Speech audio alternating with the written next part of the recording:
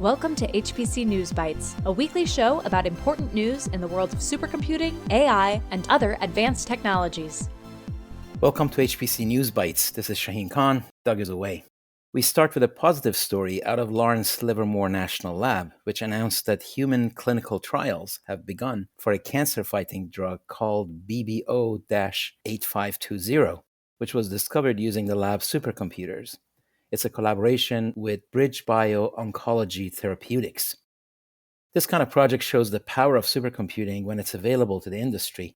It also points to the benefits of public-private partnership, P3, also referred to as multi-sector partnerships, a model to advance society that has been around for many years and is hard to do, but can be very effective. Power and cooling have rapidly emerged as the new barrier for AI deployments. Data centers used to be measured by square feet or square meters, but are now described by megawatts and gigawatts. It's a massive challenge that must be solved one way or another.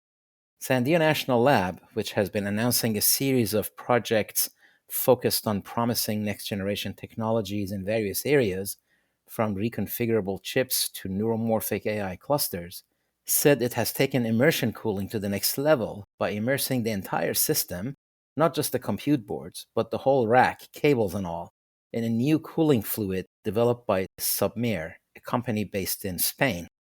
They have seen power consumption savings of up to 70%. A case study is expected to be released this fall. The Wall Street Journal has begun a series of articles on a topic we've discussed here many times, the CHIPS and Science Act. The act considers the ability to manufacture high-end semiconductors in the US a matter of national security and an area where local manufacturing had fallen behind globally and was on a trajectory to fall behind even further. So the act, passed 2 years ago, aims to remedy the situation by accelerating the domestic development of high-end semiconductor manufacturing in the US through very large subsidies.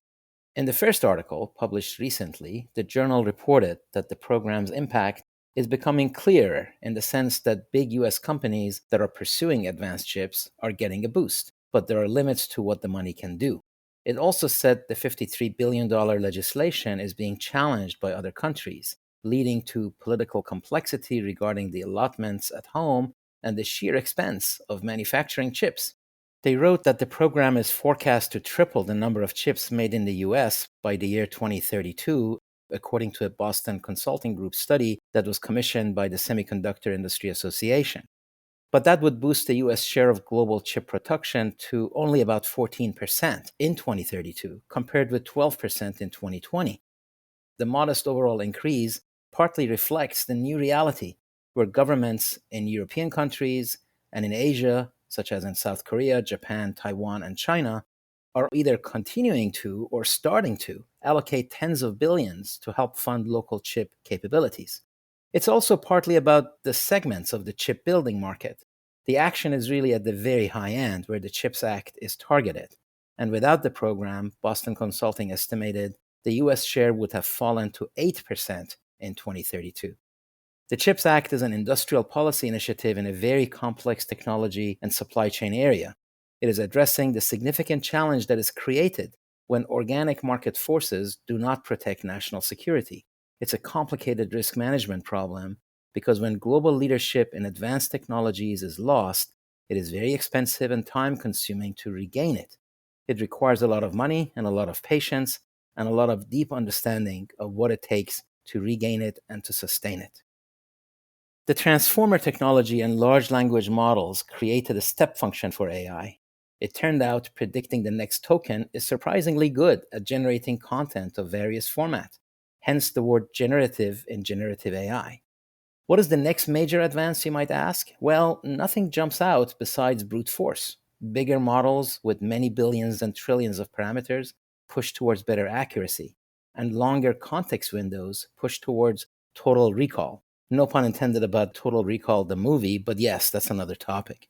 What may just point to a significant advance is work by researchers at the University of California in Santa Cruz, Soochow University, which is 60 miles west of Shanghai, University of California in Davis, and Luxitech, an AI firm in China, which, by the way, was co-founded by two women who lead it as CEO and CTO.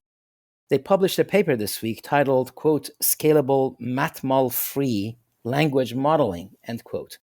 MatMul refers to matrix multiply computations, which are everywhere in AI and which GPUs are especially good at. Eliminating them is a big deal because matrix multiplication is computationally intensive, needs a lot of memory, and burns a lot of electricity. They've done it by quantizing neural net weights to just -1, 0, and 1.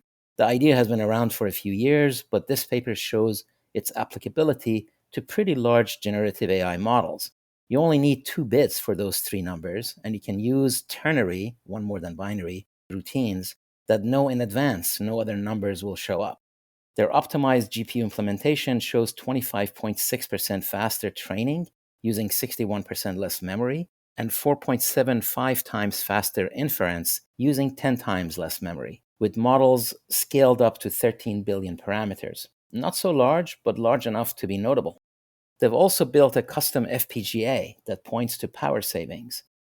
Related to this, I invite you to tune in to the latest episode of the @HPC podcast, in which we speak with Nestor Maslay of Stanford University Institute for Human-Centered AI, who is also the editor-in-chief of the annual Stanford AI Index report. We discussed the latest edition issued in April. All right, that's it for this episode. Thank you all for being with us. HPC News Bytes is a production of Orion X in association with Inside HPC. Shaheen Khan and Doug Black host the show.